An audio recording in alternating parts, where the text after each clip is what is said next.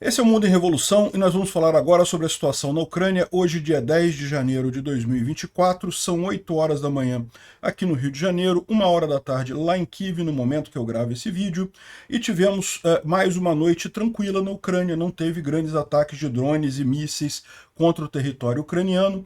A Ucrânia, por outro lado, visou alguns alvos aqui em Briansk e está, neste momento, atacando a Crimeia. A Crimeia está com um alerta de ataque aéreo. Neste momento, a ponte da Crimeia está fechada. Deve ser mais um daqueles ataques preparatórios de tirar estações de rádio e defesas antiaéreas russas na região da Crimeia. A gente não tem mais informações, só sabemos que está acontecendo neste momento esse ataque, né? Os russos não fizeram grandes ataques de mísseis e drones contra a Ucrânia, mas fizeram ataques em Kharkiv. Atingiram um centro recreacional para crianças, que felizmente estava fechado, não estava sendo usado, então não teve nenhuma ferido nem morto, mas destruíram o centro recreacional ali em Kharkiv, usando mísseis S-300, né, que são aqueles mísseis que é difícil de interceptar, porque são mísseis antiaéreos, só que foram modificados para atingir alvos em terra, né? A gente tem algumas boas notícias aqui de avanços ucranianos aqui em Krink, também em Verbove e em Avdiivka, né? Ou seja, os ucranianos estão avançando. Pouquinha coisa, não vai fazer grandes diferenças, mas tem pequenos avanços nessas áreas. E também a gente vai falar sobre o grande planejamento, porque os russos estão planejando fazer um ataque aqui na região de Kupiansk muito grande, mas os ucranianos estão preparados para isso, estão se preparando para isso daí, né? A gente teve a informação de que em 2022 ainda houve uma outra discordância entre os Alushny e os comandantes do Ocidente. O Zalushny é o comandante do exército ucraniano, né, o comandante das Forças Armadas ucranianas. Ele queria já em 2022 fazer o ataque aqui em Zaporizhia em direção a Melitopol. Ao invés disso, os comandantes do Ocidente insistiram que ele visasse retomar Kherson, né?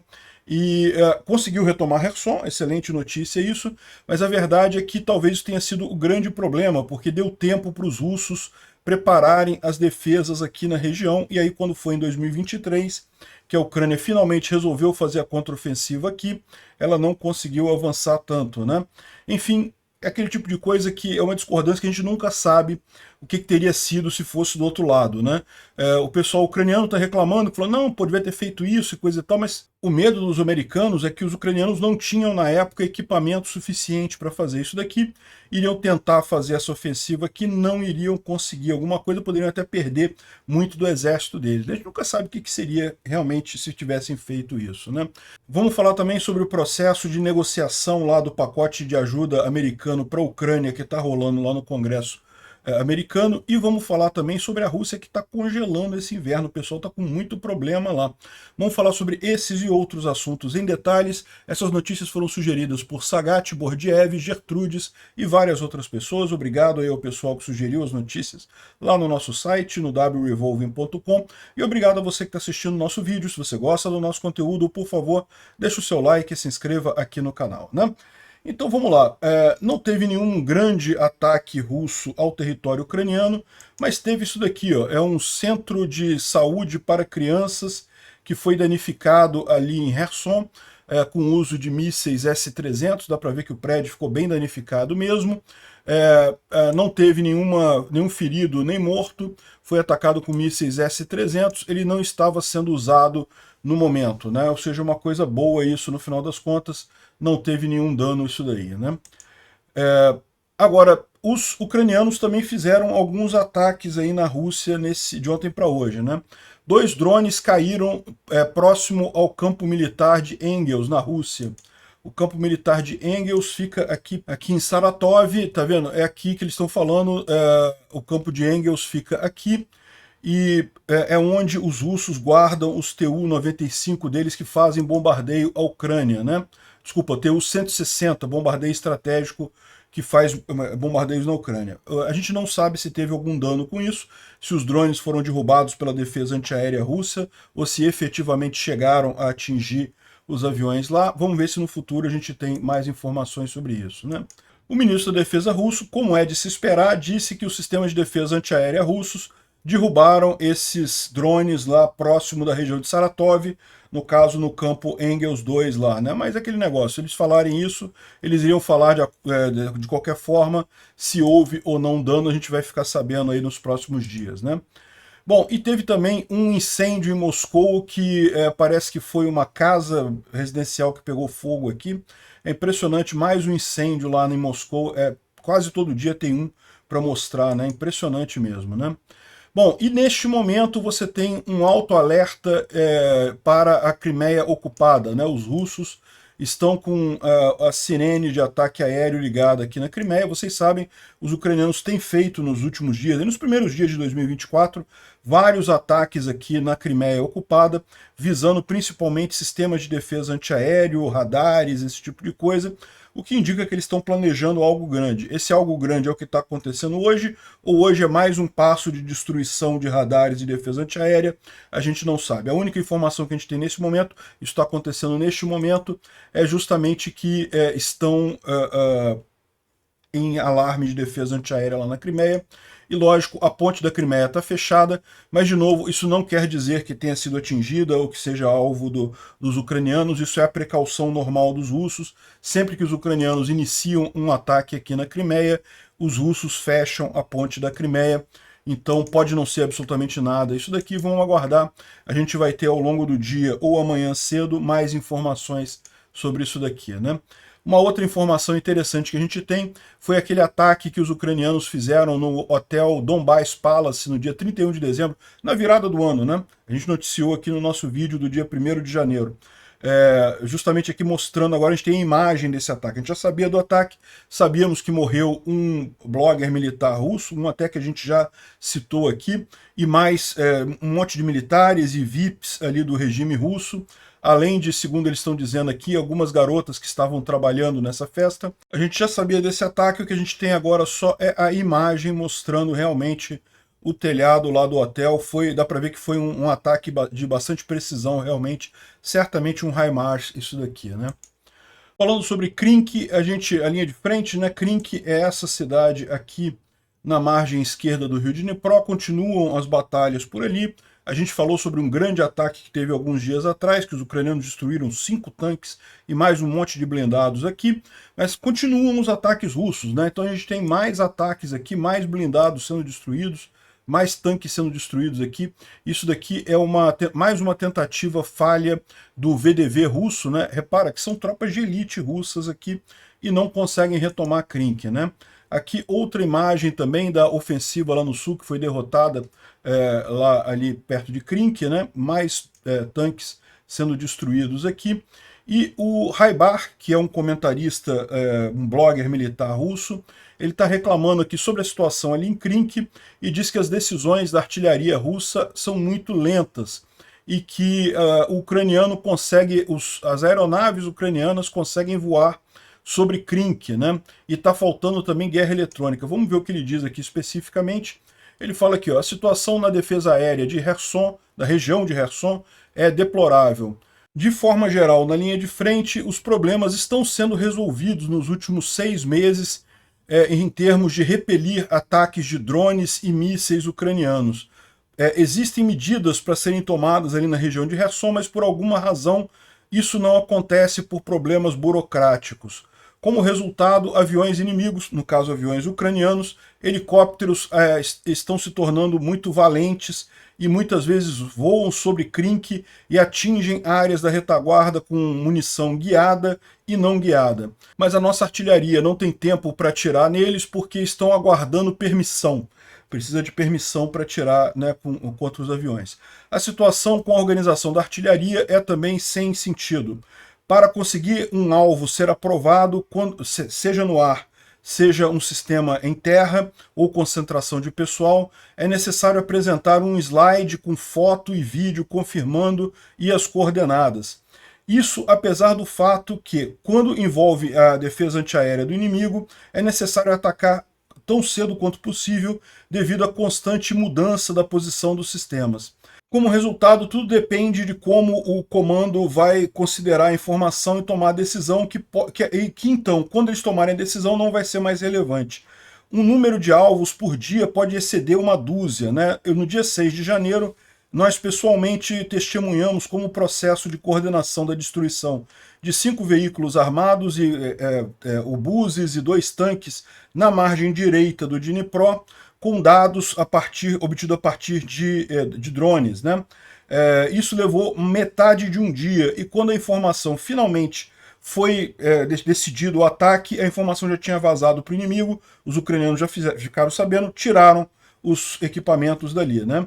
E também não tem equipamento de guerra eletrônica suficiente, nós não sabemos por que isso é causado, o exército tem um monte de sistemas de guerra eletrônica, não suficientes para todo mundo, mas o problema está sendo resolvido, e as frequências que os drones ucranianos operam não são mais um segredo, mas um número significativo de drones ucranianos continua voando sobre as áreas de pessoal militar russo ali na linha de frente. O fator humano continua sendo a parte mais difícil, né? Enquanto é possível imaginar que a gente consiga levar armas para a linha de frente, várias armas e sistemas ao longo do tempo, é mais difícil saber como é que a gente vai lidar com esse processo de decisão tão lento que acontece no exército russo, né? Enfim, o cara está chorando aqui, mas o que mostra só que eles estão com dificuldades lá em Kherson, em Krink, inclusive isso daqui, ó, essa área azul aqui era a área que os ucranianos já ocupavam, e segundo Romanov, os ucranianos ocuparam uma área maior ali em Krink, eles retomaram a área aqui a oeste da cidade, né? É verdade que eles já tinham ocupado uma área maior no passado, os russos conseguiram diminuir a área ocupada em Krink, em momento algum conseguiram tirar os ucranianos de Krink, mas diminuir a área que eles ocupavam, e agora os ucranianos ocuparam de novo essa área que tinha sido diminuída. Ou seja, não apenas os russos mandarem todos os VDV para lá, todo o pessoal mais especializado não resolveu o problema, como está até pior agora. Aqui, ó. Krink, região de Kherson, dia 9 de janeiro de 2024. Né? Os soldados na localidade indicam que a área atual ocupada pelo inimigo é essa daí. Né? A área amarela marca a área a oeste do vilarejo, com um comprimento total de 1 quilômetro, que o inimigo foi capaz de avançar em relação à situação no final de novembro. Né? Veja, essa cabeça de ponte já está ali desde outubro. Em novembro, dezembro, os russos fizeram uma série de ataques, eles conseguiram diminuir a área ocupada pelos ucranianos, mas agora os ucranianos estão novamente expandindo o controle ali na região. Né? O Chuck Farrer traz aqui a informação de que fontes russas indicam 90% de perda para veículos blindados de apoio à infantaria ali na região de Krink. Né? Os ataques aéreos russos foram retomados depois de uma pausa de 3 dias. Então os russos voltaram também a bombardear aqui a região, os ucranianos também bombardeiam os russos aqui na região, mas aparentemente a grande perda em termos de blindados é realmente dos russos por ali. Né? Além dessa notícia boa ali em Krink, que os ucranianos avançaram um pouco para o oeste, a gente tem a informação também de que em Verbovê os ucranianos retomaram de novo um pedaço que tinha sido tomado pelos russos recentemente. Né? Vocês lembram, Verbovê é essa região aqui, ó, é justamente na região em que foi feita a contraofensiva ucraniana. Justamente aqui em Verbovê foi onde os ucranianos conseguiram avançar, né, ultrapassar a principal barreira russa aqui defensiva. Então essa área aqui próximo de Verbovê já está depois da linha Surovikin, que eles chamam, né? E lembra, eles chegaram a abrir uma enorme área aqui tomada do outro lado. Aí o que aconteceu alguns dias atrás, no final do ano passado? Os russos conseguiram avançar aqui e retomar quase toda a área que os ucranianos tinham tomado depois da linha Surovikin, né? Mas ficou um pedaço ainda com os ucranianos. E a boa notícia é justamente que agora os ucranianos retomaram de novo um pedaço. Ainda não retomaram tudo, não. Ainda teriam que retomar mais um pedaço aqui para voltar à situação anterior. Né? Verbovê está aqui, os ucranianos, aqui a linha Surovikin, que é essa linha aqui. Né? Então os ucranianos já têm aqui, retomaram o controle de uma parte significativa aqui, é uma excelente notícia. Né? E também aqui em Avdiivka, em Stepovê, os ucranianos também retomaram essa linha de árvores aqui, que tinha sido perdida alguns dias atrás. os russos estão brigando ainda aqui na linha de trem, né? Eles conseguem avançar alguma coisa, mas isso daqui não é firme não, tá? Porque aqui nessa região acontece o mesmo daqui, ó. Eles conseguem apoio na linha de árvores, mas aqui é relativamente fácil para os ucranianos retomarem essa linha de árvores aqui e voltar os russos aqui para a linha de trem novamente, né? É o que está acontecendo aqui na região de Avdivka. Mais uma vez os russos perdendo um monte de soldados, de tanques e coisa e tal. O Rudenko, que é mais um blogger militar russo, está falando aqui sobre Avdivka, e é interessante a forma como o pessoal destrói o potencial russo, mandando ondas atrás de ondas de infantaria e veículos, né? Enfim, olha só, vamos ver o que ele está falando aqui, ó. O Bild escreve que a contraofensiva de inverno da Federação Russa falhou. O exército russo foi incapaz de capturar Avdivka e Kupiansk. Eu gostaria de responder a esses especialistas militares do Bild, né? Em pouco mais de 2 meses, os nossos militares conseguiram fazer uma quebra na área fortificada de Avdivka, né? Que foi construída ali nos últimos 10 anos, desde 2014. Para ser honesto, eu achei que essa direção não seria deixada para o final da guerra, porque, em minha opinião, é a mais difícil, né? Mas nossos militares conseguiram atravessar ali. Então já estão nas portas de Avdivka. Só tem uma questão: nós precisamos tomar isso? Ou inicialmente o plano era o mesmo de Bakhmut, né? Que destruir tantas forças inimigas quanto possíveis. De fato, é isso que está acontecendo agora, né? Ou seja, o cara está aqui. Porque lembra dessa história aqui em Avdivka? Em Avdivka é uma cidade muito difícil de ser tomada de fato. Inclusive, tanto que aqui havia essa linha vermelha aqui, é o armistício de 2015, né? E os russos conseguiram finalmente nessa ofensiva avançar aqui, é isso que ele está falando, que chegaram aqui na porta de Avdivka e coisa e tal. Só que, como a gente já explicou aqui, isso aqui foi uma decisão do exército ucraniano, né?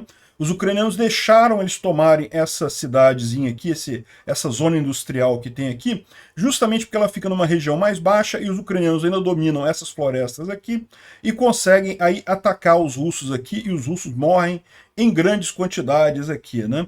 Então, no final das contas, o que ele está dizendo como a grande conquista do exército russo em Avdivka é cair numa armadilha, né? É o que aconteceu ali. Mas, enfim, aqui também o pessoal falando aqui, ó, na direção de Avdivka, o inimigo liberou um grande número de drones FPV que complicou a evacuação de nossos soldados feridos e o movimento de nossos veículos na zona de contato, né? O pessoal está falando aqui que parece que aquela iniciativa dos ucranianos de fazer um exército de 1 milhão de drones, né? Parece que está funcionando, né? Esse aqui, os russos estão apavorados com a quantidade de drones aqui em Avdivka, né? Bom, isso aqui é em Kupiansk, né? Em Kupiansk, os russos estão tentando avançar ainda. Kupiansk fica mais aqui para cima, nessa região aqui. Os russos estão tentando avançar aqui desde o início do inverno, mas no final das contas a gente imagina que ainda vai ter um grande ataque ainda antes do final do inverno. Os russos estão juntando gente aqui e vão tentar atacar, né? Não conseguiram até aqui nada aqui em Sinkivka. A luta está entre Liman-Pershi e Sinkivka, os russos tentando tomar a cidade aqui, mas não tem conseguido nada não, né? E inclusive é isso que está acontecendo aqui, né, essa aqui é uma reunião que está o Zalushny aqui, o chefe do Comando Maior das Forças Armadas, o Syrskyi, que é o general responsável pelas operações ali, e mais uma série de comandantes ucranianos aqui, estão justamente ali em Kupiansk planejando essa resistência a essa grande ofensiva russa que ainda deve acontecer, né? Você pode achar que a mesa aqui não tem nenhum mapa, que coisa estranha, mas é óbvio, eles tiraram os mapas para tirar foto, né? Para não vazar nenhuma informação crítica, né? E aqui o pessoal está colocando também que, olha só, o Day6 Sniper, que é um dos soldados ucranianos ali na região, está reclamando. Que ele está dizendo aqui ó, que a situação em Kriminá, parece que os russos aumentaram o uso de artilharia ali, estão preparando para operações de assalto. E nossos rapazes apenas receberam uma quantidade normal de munição de artilharia, então, nesse caso, nós vamos receber o inimigo de braços abertos e coisa e tal. Isso aqui é normal, o soldado sempre vai reclamar de falta de munição. Eu espero que o pessoal da Ucrânia esteja ciente disso daqui e resolva isso antes da ofensiva russa, né? O que eles estão falando é aqui da região de Kriminá, em que, mais uma vez, os russos estão tentando avançar aqui também, sem sucesso, mas estão tentando, né? Bom, uma imagem bastante chocante eu não vou apresentar para vocês. O pessoal estava sugerindo que eu mostrasse as imagens todas aqui, uma vez que os vídeos estão sendo todos desmonetizados e coisa e tal. Mas a verdade é a seguinte, isso também choca muitas pessoas, né? Existe um motivo pelo qual o YouTube não gosta de mostrar essa imagem. Mas basicamente eu vou descrever o que está aqui para vocês. São 5 soldados russos abrigados debaixo de um tanque que decidem se matar. E eles se matam, os 5 soldados ali, né? E segundo eles estão dizendo aqui, suicídio em grupo de soldados russos durante a batalha, e isso não é a primeira vez, esses vídeos aparecem mais ou menos uma vez por semana, né? É o desespero dos caras, eles sabem que se eles voltarem, eles vão ser mortos pelos russos, eles sabem que não tem condição de avançar, no desespero ali da batalha, é uma situação muito estressante, né? Enfim, podiam se entregar, né? Muito melhor, mas enfim. Aqui tem os mapas do Poulet Volant, mas não tem nenhuma novidade de ontem para hoje, tá aqui na região de Bakhmut, Bakhmut está aqui, mais uma vez os russos tentaram avançar em vários pontos aqui, mas a gente não tem nenhuma notícia de avanço real, né? Aqui também Avdivka, houve um pequeno avanço ucraniano aqui, mas é uma coisa que também não faz muita diferença. Pequeno avanço nessa região aqui. Aqui Avdivka está aqui para baixo nesse mapa, né? Aqui é Krasnohorivka e coisa e tal, que está na direção russa. Os ucranianos conseguiram avançar um pouquinho aqui, né? A gente sabe também que avançaram aqui, né? Em Stepov eu mostrei para vocês no outro mapa ali, né?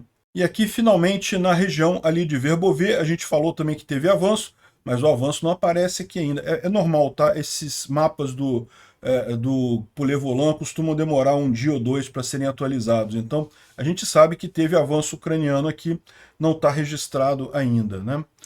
Bom, falando sobre o Instituto para Estudo da Guerra, eles falam aqui sobre 2 pesquisas que foram feitas, uma na Ucrânia que mostra que o Zelensky tem apoio para a guerra na Ucrânia, é o esperado, mas da mesma forma fala que também lá na Rússia, uma pesquisa feita pela Universidade de Chicago, também indica um apoio muito grande dos russos ao Putin, né? Então meio que não tem nenhuma grande mudança nisso daí. Ele traz mais algumas coisas aqui sobre a cultura na Rússia, que está se tornando não sei o que lá, mas não tem nada de significativo nisso daqui, né? Bom, uma coisa curiosa que surgiu de informação é que, segundo uma reportagem recente, o Zaluzhny queria conduzir a contraofensiva em 2022, tá? Isolando as forças russas na Crimeia. Ou seja, essa ofensiva que foi feita, ou foi tentada em 2023, era a prioridade para o Zaluzhny em 2022. Porém, o Ocidente, né, os generais americanos, recomendaram ele focar em retomar Kherson, porque eles tinham medo que os ucranianos tentassem avançar aqui e não conseguissem, né? E, bom, muita gente está criticando isso porque o que aconteceu, né? Quando os ucranianos finalmente fizeram a ofensiva aqui, a defesa russa já estava muito bem montada ali na região, foi muito difícil deles avançarem. Talvez se eles tivessem feito essa ofensiva em 2022, eles tivessem mais facilidade de avançar aqui até Melitopol e isolar os russos aqui na Crimeia, tirando essa vantagem grande que eles têm aqui da ponte de terra, né? Então, no final das contas, a gente nunca sabe, né? É o que eu falo. Esses exercícios de se tivesse sido isso, teria sido melhor. Talvez sim, mas talvez não também, né? Não dá para saber, de repente os americanos estavam corretos nisso daqui. Aqui, ó, ao invés disso, os Estados Unidos propôs o foco na desocupação de Kherson, acreditando que as forças armadas ucranianas tinham pouco pessoal treinado e poucas armas para avançar no sul, né? O Washington tinha medo que a Ucrânia iria tentar morder mais do que consegue engolir e poderia ser atacada, destruída ali. Talvez eles estivessem certos, como é que a gente vai ficar sabendo, né? Essas coisas, ficar vendo muito passado, assim, remoendo muito passado, não adianta. O negócio é focado aqui para frente, a gente sabe da situação atual. Bom, a gente ficou sabendo também que houve um encontro secreto de propostas de paz para a Ucrânia do G7 com países do Sul, chamado Sul Global, né? Inclusive Arábia Saudita, Turquia, China, Brasil, Emirados Árabes, eu não sei o que lá, mas isso não avançou nada. Óbvio, né? Não tem nenhuma chance disso avançar, lógico. Bom, a gente ficou sabendo que o problema que o Lloyd Austin teve, né, o secretário de Defesa americano, vocês estão sabendo dessa história, o Lloyd Austin ele foi internado no hospital no início do ano, né, parece que já está bem agora, mas teve um susto e todo mundo achou estranho porque ficou tudo secreto, ninguém ficou sabendo que ele teria problema e coisa e tal, e agora o que estão dizendo é que ele foi diagnosticado com câncer de próstata, né? Gente, não tem nada demais, isso acontece, realmente é uma doença que afeta muitos homens na idade dele, na minha idade também, né? Enfim. E daí ele fez uma cirurgia para câncer de próstata no final de dezembro, isso confere com o que a gente falou. A cirurgia parece que foi no dia 23 de dezembro. E daí, depois ele teve que ser rehospitalizado devido a complicações, inclusive uma infecção, né? É um problema, pode ter esse tipo de complicação. Então, na verdade, o procedimento cirúrgico, agora a gente sabe, foi no final de dezembro, ele voltou para casa, mas aí teve complicações da cirurgia, teve que ser reinternado no início de janeiro. Segundo estão dizendo, ele já está ok, agora está se recuperando ainda, mas já está ok, fora de perigo, né? Que bom, tomara que ele volte ativo aí muito em breve. Bom, e lá nos Estados Unidos, o fato é que estão ocorrendo as negociações para a liberação da ajuda para a Ucrânia, mas o clima já é clima eleitoral, né? Então o pessoal está lembrando aqui, quem está falando muito a favor da Ucrânia é justamente a Nikki Haley, que é uma embaixadora, uma ex-embaixadora americana para as Nações Unidas, e é uma das candidatas republicanas contra o Trump. Ela tem pouca chance, tá? O mais provável é o Trump ser o indicado republicano para concorrer nas eleições desse ano, mas é importante a Nikki Haley, o papel dela, justamente porque ela está em segundo lugar na corrida, ela ultrapassou o DeSantis e ela está num crescente, né? Então é possível que, por exemplo, o Trump acabe fechando uma chapa com ela. Tem muita gente falando no Trump concorrer com ela como vice. E nessa situação, certamente o Trump teria que também moderar o discurso dele, certamente adotar os pontos de vista dela, que são justamente para ajudar a Ucrânia. E como eu falei para vocês, essa questão de ajuda à Ucrânia, os republicanos estavam marcando ponto contra a decisão do Biden, justamente por questão eleitoral. Agora que chegou no ano eleitoral, que eles sabem que isso pode machucar as chances republicanas lá na eleição, eles já estão mudando de ideia, né? A Nikki Haley é só um passo disso. Aqui o RT, que é a Russia Today, né, é um veículo de propaganda russo, tentou colocar ela como se ela estivesse sendo contra a Ucrânia, né? Os Estados Unidos não devem mandar soldados para a Ucrânia, mas na verdade o que ela fala é o seguinte: o que acontece é que a gente deve ajudar a Ucrânia o máximo possível, exatamente para não precisar amanhã mandar soldados americanos para a região para lutar a guerra lá, né? Aqui, ó. A América está muito melhor com uma vitória ucraniana do que com uma vitória russa, inclusive evitando uma guerra mais ampla, né? Então, ou seja, ela é claramente pró-Ucrânia, a Rússia que está tentando vender ela como anti-Ucrânia. É lógico, ela não quer o envio de tropas americanas, né? Justamente por isso que ela diz temos que mandar ajuda para os ucranianos em grande quantidade, né? Agora, aí outra coisa que levantaram também, certamente isso daqui já no contexto da eleição desse ano, e que pode indicar essa inflexão na posição dos partidos aqui. Olha aqui, ó, o pessoal está falando aqui sobre uma lembrança de que a General Atomics, que é uma empresa de armas americanas, se propôs enviar de graça 2 MQ-9 Reaper, que é aquele drone americano mais avançado, para a Ucrânia, praticamente de graça, em fevereiro de 2023, e ainda melhoraram a oferta em outubro de 2023, e a única razão pelo qual isso não aconteceu é que o Biden bloqueou esse envio sem nenhuma razão válida, né? Tá aqui a oferta e coisa e tal. Por que essa empresa iria querer dar para a Ucrânia esse drone? Pelo motivo óbvio, que eu já falei para vocês, para a indústria armamentista, para a indústria bélica, a Ucrânia é uma vitrine enorme.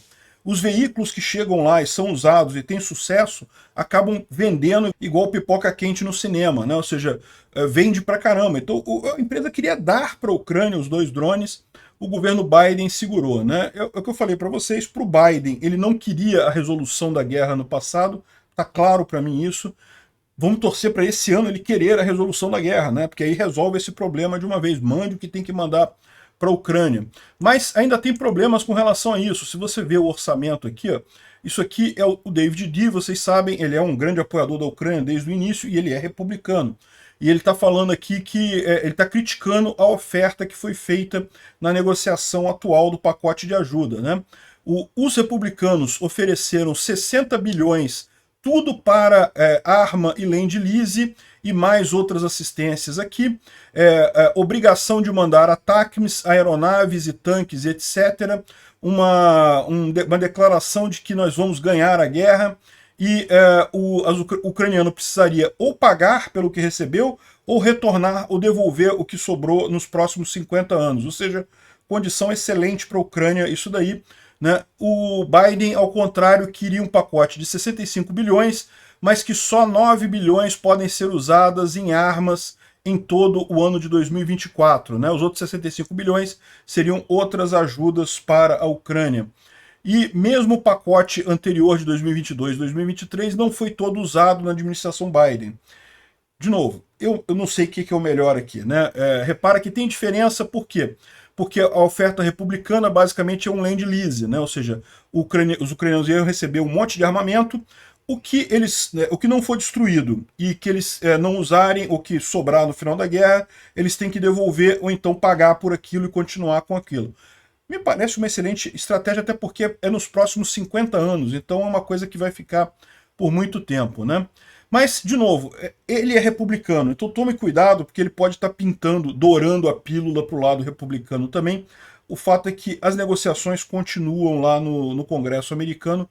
Vamos esperar que essa semana a gente tenha uma resolução disso, né? Bom, agora, olha que coisa curiosa, né? O Orbán resolveu aceitar o envio de 50 bilhões para a Ucrânia, né?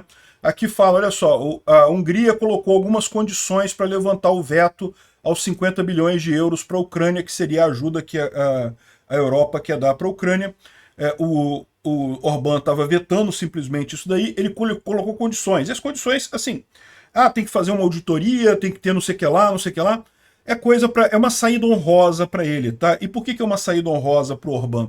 Porque o pessoal já estava protocolando aqui uma petição que suspenderia o direito de veto da Hungria, né? Ou seja, o Orbán viu que isso ia passar, está preocupado de perder o poder de veto dele, então ele fez aqui uma saída honrosa, né? Não, a gente vai, se vocês atenderem essas condições aqui, que assim, o ideal seria não ter isso, mas de qualquer forma é uma coisa que pode ser feita, e daí já libera esse dinheiro aqui, né? Ou seja, o Orbán meio que jogou a toalha nesse caso da ajuda da Europa para a Ucrânia, né? E outra coisa, a gente falou que o Orbán pode assumir, ou pode indicar o novo presidente do Conselho Europeu, devido ao fato de que o Charles Michel está renunciando agora. Mas aí que tá, o pessoal está explicando aqui, que é justamente essa a jogada do Charles Michel. Ele avisou agora que ele vai renunciar daqui a 6 meses. Isso dá tempo do pessoal organizar uma outra eleição e eleger o substituto dele antes disso. Então essa é a estratégia. Se eleger o substituto, a Hungria não vai poder indicar o próximo presidente. Agora, se não elegerem o substituto, aí seria pelas regras lá de mudança, né, de liderança temporal de cada membro da da União Europeia, seria o direito da Hungria indicar o próximo presidente do Conselho, né? Mas, ou seja, tudo indica que o Charles Michel fez isso justamente para permitir a eleição e evitar esse problema. A Espanha transferiu um monte de veículos blindados de apoio médico, né, de resgate médico, excelente ajuda aqui da Ucrânia, boa coisa mesmo, né? Bom, um homem foi detido na Praça Vermelha em Moscou por gritar glória à Ucrânia, né? Enfim, é aquele negócio, né? Nos Estados Unidos tem protesto a favor da Rússia. Tem, as pessoas podem protestar lá, se for de forma ordeira e coisa e tal, podem protestar a favor do Hamas, a favor da Rússia, a favor de quem quiser. Na Rússia o cara gritou glória à Ucrânia, ele foi detido já, né?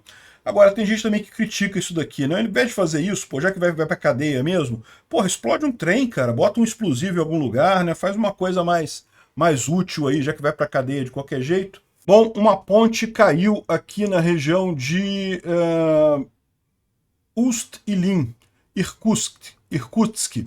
Região de Irkutsk, na cidade de Ust-Ilin, a ponte desabou com peso de caminhões com tora de madeira, né? Isso aqui não foi nada, isso aqui foi um acidente mesmo, mas de qualquer forma mostra como é que a infraestrutura russa está problemática, né? Peso da neve mais o peso do caminhão, a ponte acabou não aguentando, né? Agora, a situação lá está muito crítica com a questão do congelamento, né? Está muito frio na Rússia e tem várias pessoas com problemas de falta de aquecimento. Então aqui dá para ver uma casa de uma senhora aqui falando que ela com o fogão ligado ali, ó, acende as trempe toda para ver se aquece alguma coisa na casa, né? e agora o que ela está mostrando aqui é que o sistema de esgoto explodiu, né? Isso é um problema em lugares muito frios, porque congela, forma blocos de gelo no sistema de esgoto e acaba congelando, e aí inundou a casa dela com coisa, o aquecimento não funciona, né? Não é só isso, aqui está mostrando um monte de prédios ali na região de São Petersburgo. Parece que São Petersburgo bateu a máxima histórica de temperatura negativa agora, né? A menor temperatura já registrada em São Petersburgo foi agora. E aí, de novo, você tem aqui canos quebrando porque o gelo congela. O gelo, vocês sabem, ele é maior do que o mesmo volume de água, então ele expande e quebra os canos, e aí começa a dar esses vazamentos. Essa água deve estar geladinha. Imagina a dor de cabeça que é isso daqui, né? Enfim, você fica sem água e com problema, né? No meio do frio lá, no gelo completo, né? Aqui, ó, mais 42 apartamentos, prédios de apartamentos e um hospital estão sem aquecimento na cidade de Penza. E os russos estão reclamando que eles não conseguem ter nem aquecimento nem água, e tudo isso devido a um acidente na linha principal lá do pessoal, né? Ou seja, a linha principal de aquecimento falhou, eles estão tentando corrigir aquilo ali. O que está acontecendo lá na Rússia é a combinação desses dois fatores, um inverno muito frio e o problema de falta de mão de obra, né? Mandaram todo mundo para a guerra, não tem gente para resolver ali, né? Até a Russia Today está falando aqui, ó, falha em massa de sistemas de aquecimento reportados na Rússia. Então eles estão falando aqui sobre uma série de problemas, mas eles falam, lógico, que vai tudo resolver, já está sendo resolvido, né? O Russia Today é uma mídia do governo russo, né? E agora o que está acontecendo é justamente a tradição nesses países assim. A culpa é do gestor lá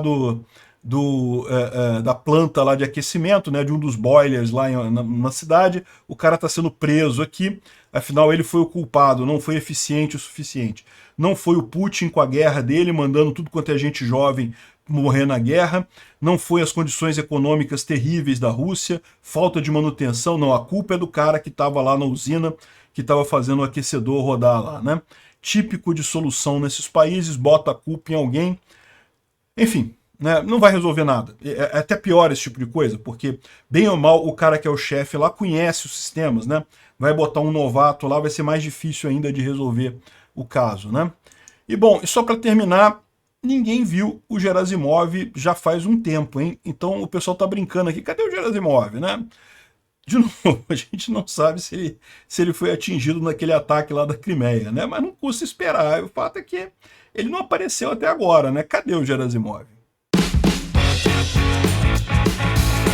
Obrigado por assistir o vídeo até o final. Se gostou do conteúdo, não esqueça de deixar o seu like, isso ajuda o canal a crescer e a chegar para mais gente. Se não gostou, deixe o dislike e explique nos comentários como podemos melhorar. Comente também sugestões de temas que podemos trazer por aqui. Comentários insultuosos ou defendendo ditaduras e criminosos de guerra serão sumariamente bloqueados. Agradeço a compreensão. Se ainda não é inscrito no canal, considere se inscrever clicando no botão inscrever-se abaixo e marcando a campainha para todos os avisos. Se quiser ajudar o canal, veja no nosso site como você pode fazer isso. Esse é o Mundo em Revolução e nós vamos falar agora sobre a situação na Ucrânia, hoje dia